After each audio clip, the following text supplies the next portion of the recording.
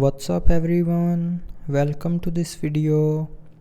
In this video I will show you how to allow or don't allow install unknown apps in Galaxy S25 Ultra. So first of all, open settings. Now in settings, scroll down and here click on apps. Now in apps, click on this three dot more icon and then click on special access.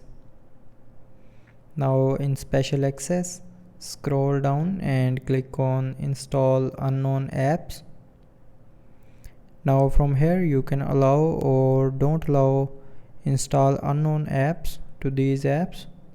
So if you want to give permission to this app to install unknown app, then turn on its button.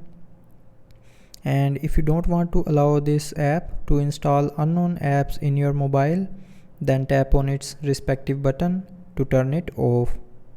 So with these buttons you can allow or don't allow install unknown apps in Galaxy S25 Ultra. So I hope you liked the video. Thanks for watching.